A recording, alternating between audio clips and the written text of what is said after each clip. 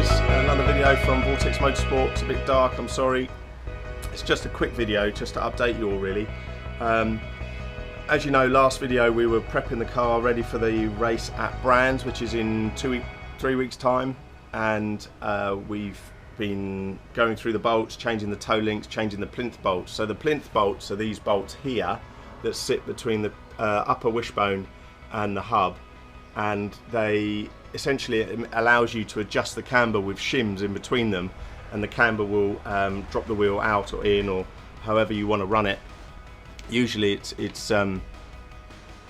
just 3 or 4 of those shims in there will give you enough camber to not destroy the tyres, but give you enough so the tyre sits flat on the corners, essentially. So undoing these bolts, which are like this, into the car, into the hub, and they should just undo with an Allen key. They go on tight, but they should undo with an Allen key, and they all did except for one, and we progressively got bigger and bigger Allen keys, and or longer Allen keys with more of a lever, and it ended up just rounding the inside of the nut, the bolt off. Brilliant. So we had to then, so you imagine what this side looks like, which is essentially the wheel off only. This side,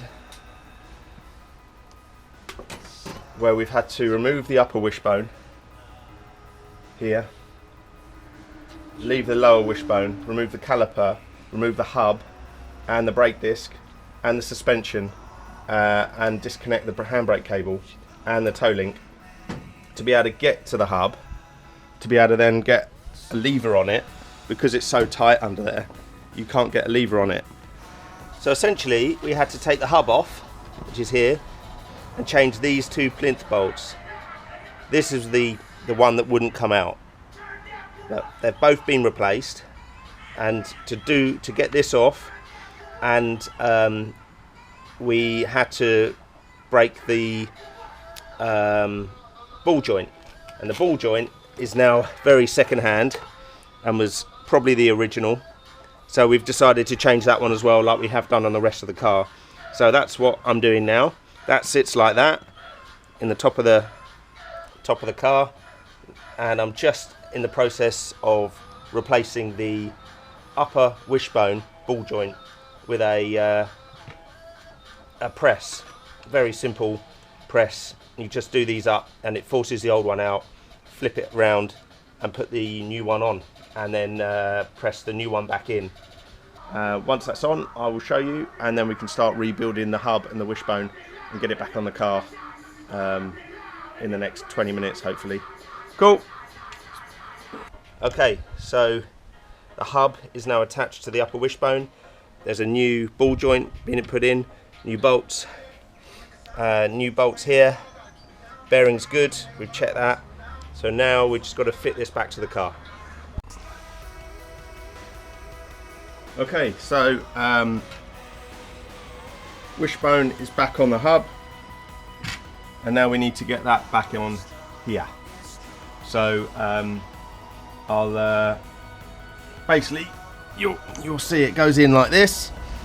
Drive shaft goes through the hub and through the wheel bearing, and I can't do it with one hand, so I will show you after I've got it all in position. Speak to you in a bit. Right, so got the top wishbone on, bolts are in, albeit all loose at the moment. Hub is in position, just got to put the bolt on top of the lower wishbone ball joint, and then got to start building up, put the caliper on the hub, and then the brake disc, and make sure everything's tightened up and sit right. Speak to you in a bit. Okay, so we've got the drive shafts in, wishbones attached, ball joints attached to the hub. The brake disc is now on, brake caliper is on, and we just need to put the shocks on. We use gashed monos, which probably could do with the service, but there's no leaking on them, and they feel good still. So we're going to put these back on, and that's probably a job for the winter. Right, so done. Need to tighten it all up, but got wishbones in, ball joints in the new wishbone, suspension's back on, brake disc has gone on. It's not catching or anything like that. Feels good. You can see it all turning nice. It's all nice and loose, so it will sit in its comfortable position before we do them up really tight. And then we can move on to the next thing. Job done.